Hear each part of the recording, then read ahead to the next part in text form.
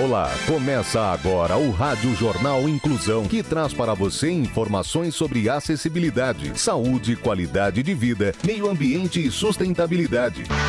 O objetivo é estimular a inclusão social e digital, divulgando matérias atualizadas sobre produtos e serviços que contribuem para a vida de pessoas com deficiência, mobilidade reduzida e da terceira idade. Jornal Inclusão.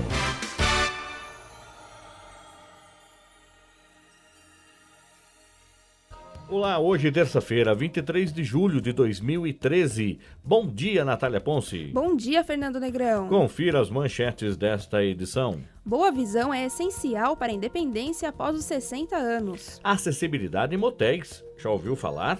História de superação de atleta amputado chega aos cinemas. Com síndrome rara, a mulher tenta se amputar e deseja ser paraplégica. A Agência Nacional de Aviação Civil estabelece desconto para acompanhante de deficiente em passagem aérea. E aos 60 anos, a atriz diz que recebe cantadas nas ruas. Jornal Inclusão Brasil.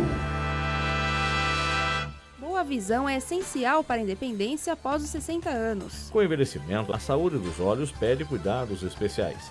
Além de ir regularmente a um oftalmologista, o consumo de antioxidantes e de luteína ajuda na prevenção de doenças oculares. De acordo com o oftalmologista Francisco Max D'Amico, da Faculdade de Medicina da Universidade de São Paulo, os antioxidantes são aliados da saúde ocular e retardam a progressão de doenças oculares degenerativas. Francisco ainda diz que o uso de suplementos com vitaminas, minerais, antioxidantes e luteína protegem as células dos olhos.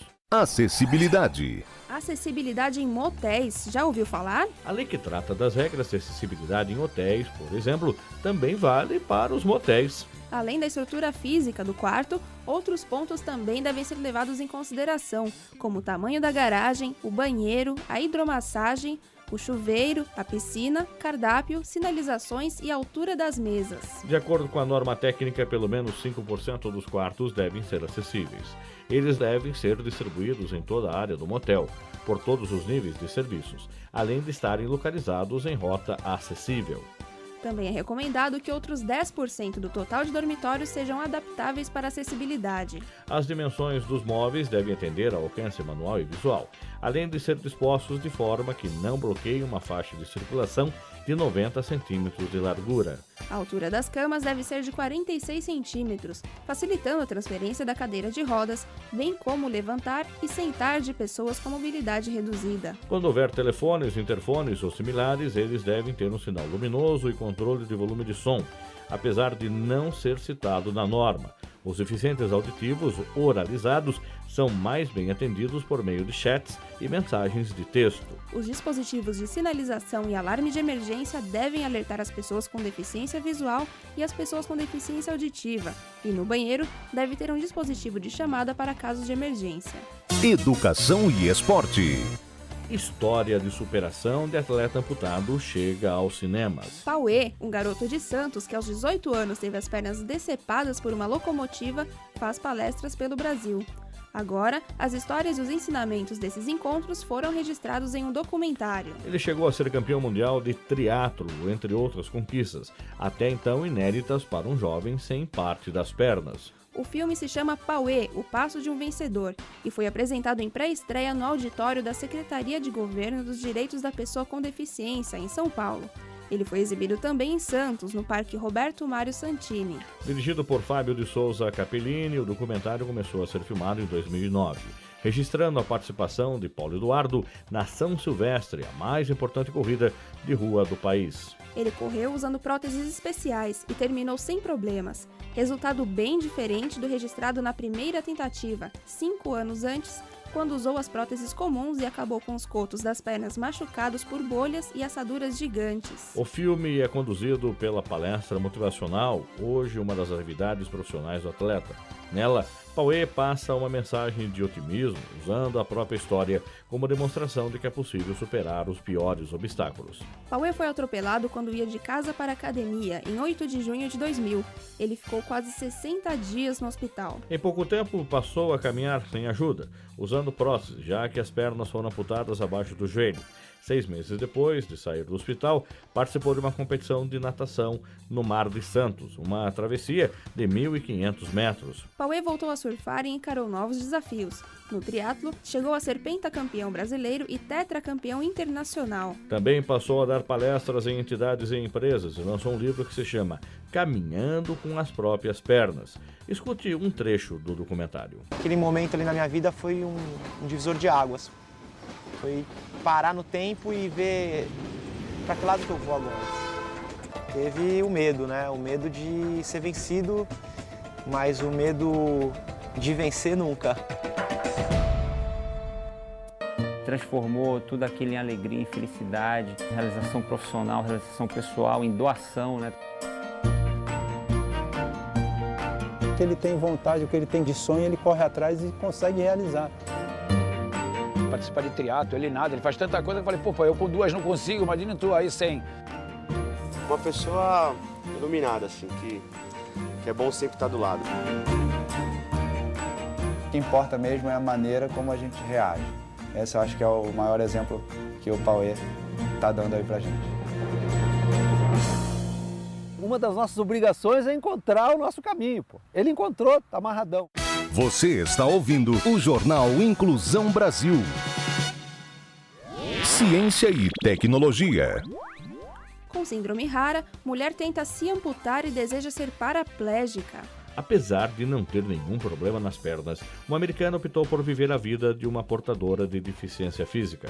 Chloe Gemini White quer tanto se movimentar sempre em uma cadeira de rodas, que tenta há anos arrecadar dinheiro para pagar o médico que a torne paraplégica. Desde a infância, a americana tentou por diversas vezes se ferir o suficiente para paralisar permanentemente as pernas, mas nunca conseguiu. Chloe tem 58 anos, sofre da rara desordem de identidade e da integridade corporal. Essa síndrome faz com que o paciente queira amputar uma ou mais partes perfeitamente saudáveis do próprio corpo. Em 2010, ela encontrou uma médica que se prontificou a ajudar ela a se tornar uma deficiente física ao cortar os nervos ciático e femoral ao preço de 16 mil euros. Chloe é uma pesquisadora da respeitada Universidade de Cambridge, no Reino Unido. Os portadores dessa síndrome não aceitam um ou mais membros do corpo e desejam se livrar deles. A cientista acredita que ambas as pernas não pertencem a ela e sonha em ficar paralítica da cintura para baixo. Transporte, adaptação e veículos. A Agência Nacional de Aviação Civil estabelece desconto para acompanhante de deficiente em passagem aérea. A resolução também é relacionada a idosos, gestantes, lactantes, pessoas acompanhadas por criança de colo ou qualquer pessoa que tenha limitação na autonomia. Uma das principais medidas da nova norma é o estabelecimento de um desconto mínimo de 80% na passagem do acompanhante de passageiros que não possam realizar sozinho os procedimentos para abandono da aeronave em caso de emergência.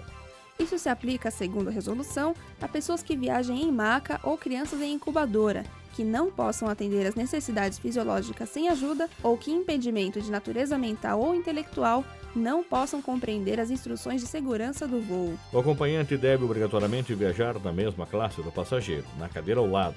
A companhia também pode providenciar um comissário como acompanhante. A nova resolução também proíbe as companhias aéreas de limitarem a quantidade de passageiros com necessidades especiais nos voos.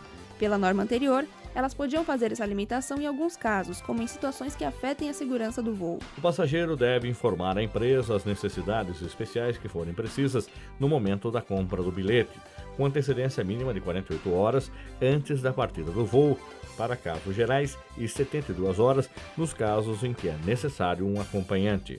Espaço Social. Aos 60 anos, Eliane Giardini diz que recebe cantadas na rua. A atriz sorocabana é o ícone de muitas mulheres.